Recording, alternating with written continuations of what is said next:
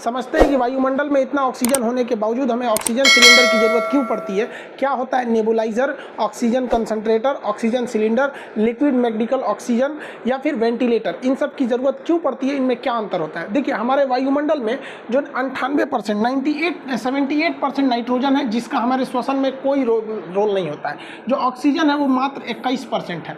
तो हम जितना सांस लेते हैं ना उसका 21% ही हमारे उसमें जाता है और 1% अदर गैसेज है वहाँ पर। तो इस 21% में से फेफड़े को नाइट्रोजन अलग करना पड़ता है, बाकी सारे गैसों को अलग करना पड़ता है। लेकिन जब हमारा फेफड़ा डैमेज हो जाता है बीमारियों की वजह से तो वो ये सारी क्रिया को नहीं कर सकता है। इसलिए हमें क्या चाहिए कि उसको टोटल का टोटल प्योर ऑक्सीजन दे और उस ऑक्सीजन को उसे छांटना ना पड़े। हालांकि फेफड़े टोटल दिए गए ऑक्सीजन का केवल 4% ही लेते हैं। 21% ऑक्सीजन जो लिया जाता है उसका 4% ही यूज हो पाता है। लेकिन यहाँ पर फेफड़ों को ज़्यादा वर्क करना पड़ता है। सबसे पहले नाइट्रोजन और अलग की गैसों करो, फिर उसमें से 4% निकालो। इसलिए मरीज को डायरेक्ट दिया जाता है 99% शुद्ध ऑक्सीजन, जिसमें से वो उसका शरीर उस 4% के आसपास ऑक्सीजन को एब्जॉर्ब कर लेता है। देखिए नेबुलाइजर एक ऐसी मशीन होती है, वो जो छोटी सी मशीन है, ये हवा से ऑक्सीजन को सक करती है और इस सक किए हुए ऑक्सीजन को भेज देती है फेफड़े में। ये 85 से 95% शुद्ध ऑक्सीजन को ये खींच लेती है। ये छोटी सी मशीन होती है, नेबुलाइजर बोलते हैं।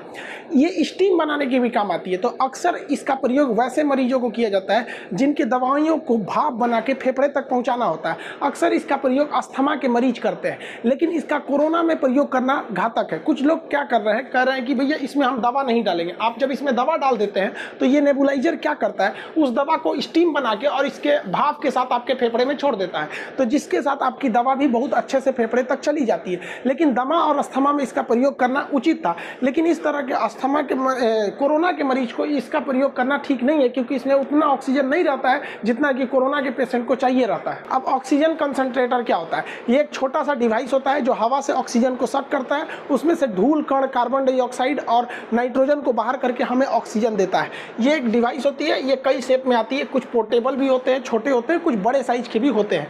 इनमें 90 से 95% शुद्ध ऑक्सीजन होता है, यानी ये नेबुलाइजर से ज़्यादा मात्रा में ये ऑक्सीजन हमें प्रोवाइड कर सकते हैं और ये 24 घंटे हमें ऑक्सीजन दे सकते हैं, क्योंकि इन्हें बिजली या फिर बैटरी के सप्लाई से चलाया जाता है। ये ऑक्सीजन सिलेंडर की तरह इसमें कभी ऑक्सीजन खत्म नहीं होता है। अगर इसमें पावर सप्लाई है तो ये ऑक्सीजन कंटिन्यूअस बनाते रहेगा। इसमें ऑक्सीमीटर लगा रखे हैं, इसमें ऑक्सीजन का फ्लो को भी कंट्रोल किया जा सकता है। ये जो होते हैं ये इसमें ना सीरियस मरीज के लिए इसका प्रयोग नहीं किया जा सकता, ये केवल माइल्ड यानी हल्के या फिर मीडियम मॉडरेट लेवल के मरीजों के लिए इसका ही प्रयोग किया जाता है। सीरियस प्रयोग नहीं हो सकता, इसलिए इसे आईसीयू में नहीं रखा जाता। ऐसा क्यों नहीं रखा जाता है? देखिए जो ऑक्सीजन कंसंट्रेटर होता है, इसका जो ऑक्सीजन का प्रेशर होता है वो बहुत लो प्रेशर होता है। ये 1 मिनट में 5 से 10 लीटर ही ऑक्सीजन देता है। 1 मिनट में 5 से 10 लीटर ऑक्सीजन को ये फ्लो करा सकता है। लेकिन जो एक गंभीर रूप से मरीज बीमार है, जो आईसीयू में है, कोरोना एकदम भयानक स्थिति में है, उसको 40 से 50 लीटर ऑक्सीजन चाहिए जो आईसीयू में रहते हैं। तो ये केवल 5 से 10 लीटर ऑक्सीजन प्रति मिनट दे सकता है लो प्रेशर पे, इसलिए इसका प्रयोग हम आईसीयू में नहीं करते। लेकिन अभी क्या है कि कोरोना के जो स्थिति आई है इसमें ऑक्सीजन है जिसको मतलब हाई प्रेशर ऑक्सीजन सबको दिया जा रहा है। ऑक्सीजन कंसंट्रेटर की कमी होने की वजह से ये बहुत हल्का होता है, जिस वजह से इसे ट्रांसपोर्ट करना बहुत ही ईजी होता है। लेकिन ये काफ़ी महंगे आते हैं, 30 से 50 हज़ार के रेंज में ये आते हैं। इनमें एक ही खासियत होती है, इन्हें ऑक्सीजन सिलेंडर की तरह रिफिल नहीं करना पड़ता, ये कभी खत्म नहीं होते। इलेक्ट्रिक है या बैटरी है तो ये हमेशा कंटिन्यू चलते रहेंगे। ये ऑक्सीजन कंसंट्रेटर जो होता है वो काम करता है PSA टेक्नोलॉजी पर। PSA का मतलब प्रेशर स्विम एब्जॉर्प्शन टेक्नोलॉजी होता है। इसके तहत ऑक्सीजन हवा से गैसों को लिया जाता है, सक किया जाता है और उसमें नाइट्रोजन और बाकी गैसों को छोड़कर और ऑक्सीजन को कंसंट्रेट कर लिया जाता है। इसीलिए इसे ऑक्सीजन कंसंट्रेटर कहते हैं। ये छोटे मात्रा में होता है, इसको बड़े प्लांट में लगा दिया जाता है। जब इसी कंसंट्रेटर का बहुत बड़ा प्लांट लगा देते हैं तो उसी को हम लोग कहते हैं PSA प्लांट। इसी प्लांट को बहुत से बाहरी हॉस्पिटल वगैरह के बाहर लगाए गए हैं। इवन मोदी जी ने भी जो घोषणा किया है इसी प्लांट के बारे में, उन्होंने कहा है कि जो PM केयर फंड में पहले 162 और अभी 551 के आसपास, मतलब 550 के आसपास वो जो ऑक्सीजन कंसंट्रेटर का जो बड़ा रूप है जिसे हम लोग PSA कहते हैं, ये टेक्नोलॉजी लगाने की बात की गई है हर एक हॉस्पिटल के बाहर। देखिए देश में अभी भी ऑक्सीजन का टाइम पर नहीं पहुंच पा रहा है। कुछ किल्लतें दूर हुई हैं लेकिन अभी भी उतना दूर नहीं हुआ है।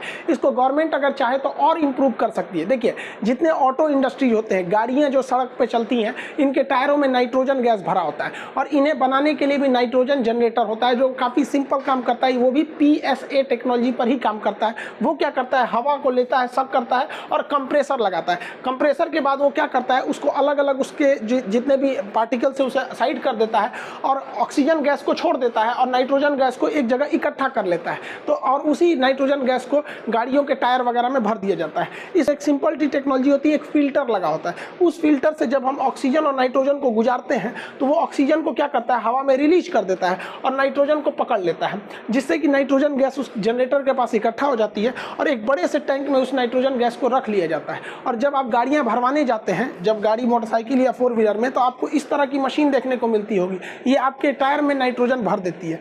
जहां इस नाइट्रोजन की बहुत ज़्यादा ज़रूरत होती है वहां इस तरह का चीज़ प्रयोग करते हैं। चिप्स के पैकेट, नमकीन के पैकेट या जो भी पैकेटिंग सामान पैक होता है उसके अंदर हवा भरा होता है, वो नाइट्रोजन ही गैस होती है। तो ये नाइट्रोजन गैस काफ़ी सिंपल तरीके से बनाया जा सकता है, लेकिन अगर गवर्नमेंट चाहे तो इसके फिल्टर को चेंज कर सकती है और इसी से ऑक्सीजन बना सकती है, क्योंकि यहाँ जो फिल्टर लगा होता है वो फिल्टर ऑक्सीजन गैस को हवा में छोड़ देता है और नाइट्रोजन को रख लेता है। अगर इसके फिल्टर को हम चेंज कर दें और ठीक इसका रिवर्स कर दे कि ये नाइट्रोजन को छोड़ दे और ऑक्सीजन को रख ले, तो जितने ऑटोमोबाइल इंडस्ट्री हैं या चिप्स पैकेट ये सब बनाने वाली कंपनी है, उन सब के पास नाइट्रोजन गैस का प्लांट है। उन गैस प्लांट से हम ऑक्सीजन इजीली जनरेट कर सकते हैं। और ये फिल्टर बनाना बहुत बड़ा काम नहीं है। अगर सरकार चाहे तो 48 घंटे में ऐसे फिल्टर बना के और एनओसी देके उसे तुरंत तत्काल प्रभाव में लिया जा सकता है।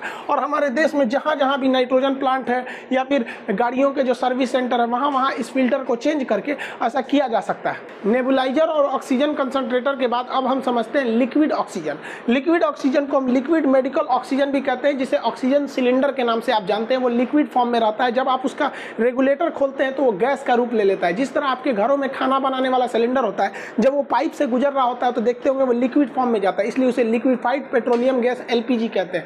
वैसी तरह इसे LMO कहते हैं, लिक्विड मेडिकल ऑक्सीजन के नाम से जानते हैं। इसे काफ़ी ठंडा टेम्परेचर पर रखना होता है, इसलिए इसे क्रायोनिक ऑक्सीजन टैंकर कहते हैं। ये बहुत ही कम टेम्परेचर पर बनाया जाता है। जहाँ पे इस टेक्नोलॉजी से ऑक्सीजन बनती है वो काफ़ी बड़ी टेक्नोलॉजी होती है, काफ़ी कॉम्प्लिकेटेड होती है, क्योंकि उसके टेम्परेचर को -185 डिग्री रखना होता है। लेकिन ऐसे रखने से हमें क्या होता है कि सेम बर्तन में हम 80 गुना ज़्यादा ऑक्सीजन रख सकते हैं। अगर किसी बोतल में हम ऑक्सीजन को अगर गैस के रूप में रखते हैं और उसी बोतल में अगर हम लिक्विड के रूप में रखते हैं तो 80 गुना ज़्यादा ऑक्सीजन को हम लोग स्टोर कर सकते हैं, काफ़ी ज़्यादा मात्रा में, इससे भी ज़्यादा स्टोर हो सकता है। तो ऐसे जगहों पर ऑक्सीजन को स्टोर किया जाता है। वहाँ से इस क्रायोनिक टैंकर से इसे ले जाया जाता है और हॉस्पिटल का अपना अपना एक टैंकर होता है, उस टैंक में भर दिया जाता है और उस टैंक से सप्लाई यही रहती है, जहाँ से अलग अलग ये जो ऑक्सीजन के कंटेनर होते हैं इसमें ऑक्सीजन सिलेंडर में इसे भरा जाता है और इसे ज़रूरत के हिसाब से दूसरे जगहों पर भेज दिया जाता है। अलग अलग टैंक की अलग अलग कैपेसिटी होती है। अब आप कहेंगे कि सर जो मरीज सीरियस है उसकी क्षमता जो होती है वो 1 मिनट में 50 लीटर सांस ले लेता है, तो ये कितने क्षमता के होते होंगे? तो अलग अलग इसकी कैपेसिटी होती है, साइज के हिसाब से कैपेसिटी होती है। ये लगभग 4000 लीटर की क्षमता का भी आता है। पर मिनट अगर आपको 50 लीटर की ज़रूरत है तो इसके पास जो क्षमता होती है बड़े साइज वाले के 4000 से 5000 लीटर की क्षमता होती है। तो अलग अलग क्षमता पे इसे अलग अलग जगहों पर ले जाया जाता है। इस लिक्विड ऑक्सीजन यानी ऑक्सीजन सिलेंडर की खासियत क्या होती है? इसमें 99% शुद्ध ऑक्सीजन पाया जाता है और ये बहुत ही प्रेशर के साथ भेजता है। प्रेशर के साथ भेजने की वजह से इसमें ऑक्सीजन का मात्रा ज़्यादा रहता है। 40 से 50 लीटर ऑक्सीजन ये पर मिनट दे सकता है, जिस वजह से इसका प्रयोग हम सीरियस मरीजों के लिए करते हैं जो ICU में भर्ती होते हैं। लेकिन इनकी समस्या यही है कि इनसे आप 24 घंटे सप्लाई नहीं ले सकते हैं। जैसे इनका टैंकर खाली होता है तो ये सप्लाई देना बंद कर देते हैं, इन्हें रिफिलिंग करना पड़ता है। लेकिन एक प्लस पॉइंट ये है कि इनको किसी भी तरह के पावर की ज़रूरत नहीं पड़ती है, इन्हें इलेक्ट्रिक सप्लाई या बैटरी सप्लाई की ज़रूरत नहीं पड़ती। अभी ज़्यादातर प्रयोग हॉस्पिटलों में इसी का प्रयोग हो रहा है, यही ट्रेडिशनली प्रयोग होता ही आया है। एम्बुलेंस वगैरह के अंदर भी यही रखा रहता है। ये क्या करता है, ऑक्सीजन को प्रेशर के साथ इस ऑक्सीजन मास्क के साथ यहाँ छोड़ देता है और मरीज को खुद से सांस लेना पड़ता है। इसमें मरीज खुद सांस लेता है, लेकिन बहुत बार ऐसा होता है कि मरीज सांस नहीं ले पाता, उसके फेफड़े इतने डैमेज हो जाते हैं, इतना काम नहीं कर पाते। कभी जैसे कोरोना के मरीज हो गए या फिर एक्सीडेंट हो गया या कोई बड़ा ऑपरेशन हो गया जिसमें ब्रेन को मतलब एनेस्थीसिया देना पड़ता है, तो फेफड़े जब काम नहीं कर पाते हैं, खास करके अभी के वक्त में तो कोरोना चल रहा है, तो जब फेफड़े काम नहीं करते हैं तो उस स्थिति में हमें बाहर से ऑक्सीजन को ढकेलना पड़ता है। यहाँ क्या था कि ये ऑक्सीजन सिलेंडर यहाँ से ऑक्सीजन छोड़ता था और बस ये ऑक्सीजन के पाइप से यहाँ के यहाँ ऑक्सीजन मुंह के पास निकल जाता था, इंसान अपने से सांस ले लेता था। लेकिन जब फेफड़े डैमेज हो जाते हैं, तब उस कंडीशन में काम आता है हम लोग का वेंटिलेटर। इसे मैकेनिकल वेंटिलेटर कहते हैं। ये मशीन होती है, ये पल्स रेट और आपका ऑक्सीजन लेवल वगैरह ये सब चीज़ों को यहाँ दर्शाते रहती है। इसमें प्रेशर होता है, इसमें 2 वाल्व नली होती है इसके अंदर में। ये क्या करता है, प्रेशर से ऑक्सीजन को फेंकता है और फिर उसको वापस लेके आता है। मतलब फेफड़ों तक ये ऑक्सीजन, ये मुंह तक ऑक्सीजन नहीं छोड़ता है, ये फेफड़े तक पहुंचा देता है। तो इसके भूल में मत रहिएगा कि ये यहाँ मुंह तक होता है, इसे फेफड़े तक ढकेल के इस मशीन को अंदर ले जाना होता है वेंटिलेटर को। ये लास्ट पोजीशन होती है मरीज की जान बचाने की, डॉक्टर की। अब इसको पहनाना, ये वेंटिलेटर होता है, इसे लगाना अपने आप में बहुत चैलेंजिंग है, क्योंकि मरीज को तभी लगाया जाता है जब निश्चित अवस्था में होता है, उसके मुंह को खोलना होता है। तो ये लोहे की रॉड देख रहे हैं, स्टेनलेस स्टील की ये रॉड होती है, इसके बीच में एक छेद होता है इस रॉड के अंदर के। तो इसी में क्या करता है डॉक्टर, पहले इस रॉड से इस मरीज के मुंह में ऐसे डाल देता है। आप इस रॉड को देखेंगे तो ये यू शेप में होता है, ऐसे इसमें रॉड डालता है और उसके जबड़ा को उठाता है। जब इस जबड़ा को उठा देता है तो उसको ये नली दिखाई देती है। तो इस रॉड के पीछे एक छेद होता है, उसी छेद से ऑक्सीजन के पाइप को अंदर डालता है। आप अगर यहाँ देखेंगे तो ये रॉड जो है यहाँ से इस छेद के अंदर से इसको लेके गया है यहाँ पर, और इसको फेफड़े तक पहुँचाया गया है। दोनों फेफड़े के बीच में इसे ड्रॉप किया जाता है। अब ध्यान दीजिए, यहाँ पर अगर क्लियर इमेज देखेंगे तो ये हैंडल है जिससे इसको उठाया गया है यहाँ पर, और इसके पीछे खाली जगह होता है, उसी से इस पाइप को ले आके अंदर, यहाँ देखिए इस पाइप को यहाँ छोड़ दिया गया। फिर बाद में इस लोहे वाले को बाहर निकाल लिया जाता है। वो केवल मैकेनिकल सपोर्ट देने के लिए था, उसका जबड़ा उठाने के लिए, वरना ये गला सट जाता है। कभी कभी ये मिलता नहीं है तो डॉक्टर को इसे यहाँ से उठाना भी पड़ता है, काफ़ी मुश्किल काम होता है। उसके बाद एक और चैलेंजिंग काम क्या होता है कि जो यहाँ पर हम लोग ऑक्सीजन का ये पाइप ले गए हैं, इस पाइप के मुंह को हम लोग कफ कहते हैं। ये बीचों बीच रहना चाहिए। ये ट्रैकिया होता है, इसको बायोलॉजी के क्लास में आपको रेस्पिरेशन तक तो पढ़ाई दिए थे। ये ट्रैकिया है, यहाँ से 2 बार हो जाते हैं ब्रोंकाई, और फिर आगे जाके ब्रोंकियोलस होता है, फिर एल्वियोली होता है। तो इस कफ को ना यहाँ पर ले आके रखना होता है ताकि ऑक्सीजन दोनों फेफड़े में बराबर जाए। और अगर ज़्यादा नीचे ला देंगे, जैसे यहाँ देखिए ये कफ को यहीं पर रखा हुआ है यहाँ पर, और यहीं से ऑक्सीजन को छोड़ देना है ताकि दोनों फेफड़े में ऑक्सीजन बराबर जाए। और अगर एक साइड में हो जाएगा तो एक ही फेफड़े में ऑक्सीजन जाएगा। और इतना लगाने, जब ये लगा दिया जाता है तब उसके बाद से इस मशीन से प्रेशर दिया जाता है फेफड़े में, और वो मशीन जब फेफड़े में प्रेशर देती है तो हवा अंदर जाता है लंग्स में। फिर यही मशीन उसको निगेटिव प्रेशर करके वापस खींचती है, एक बार ढकेलती है, एक बार खींचती है।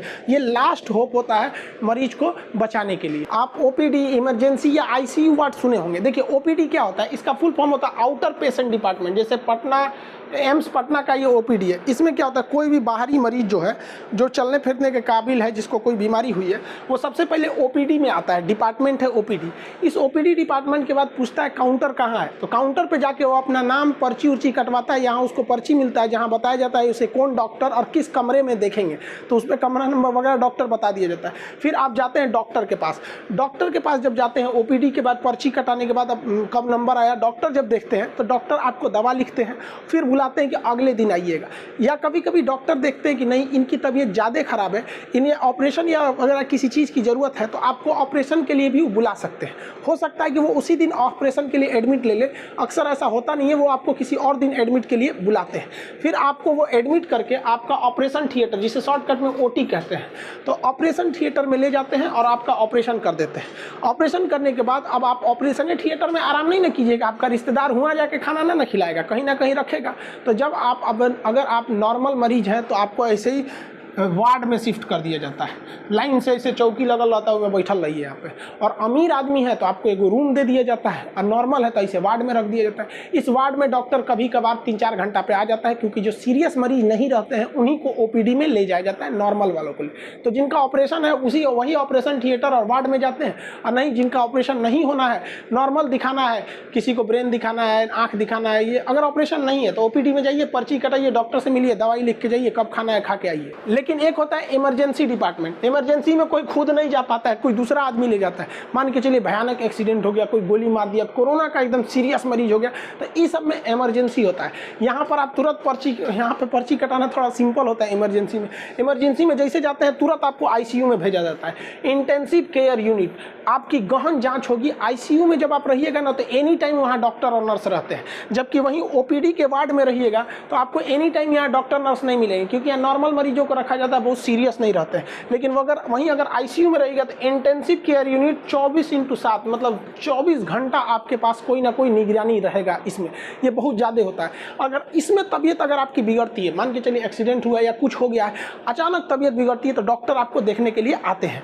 और अगर मान के चलिए डॉक्टर को लगा नहीं एक्सीडेंट हुआ या ऐसा कुछ हुआ है, इसका ऑपरेशन करना पड़ेगा, तो इस आईसीयू से उठा के तुरंत आपको ऑपरेशन थिएटर यानी ओटी में ले जाया जाता है और वहाँ ऑपरेशन कर दिया जाता है। एक तो पहले आप सीरियस थे, इमरजेंसी में खुदे थे, उस पर से कर दिया ऑपरेशन और वो चीरफाड़ हो गया। अब आपकी और ज़रूरत है तो आपको आईसीयू का जो वार्ड होता है, आईसीयू वार्ड ये वाला जो होता है, ये बहुत वीआईपी व्यवस्था होता है। यहाँ हर एक मशीनें आपके लिए अवेलेबल होती है। ऐसा नहीं कि थर्मामीटर में बुखार नापना है तो दूसरे से लाएगा, सब आपके लिए वहाँ पर्सनल रहेगा, आपकी सारी मशीनें वहाँ अवेलेबल रहती है।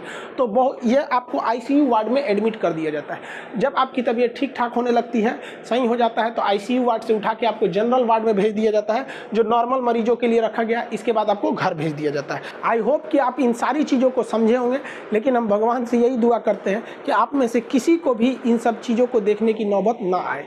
अब जब तक कोरोना नहीं चला जाता है, आप सब सेफ रहिए। कम से कम 15 से 20 मई तक तो अपने घर में ही रहिए, क्योंकि हॉस्पिटल में जगह ही नहीं है।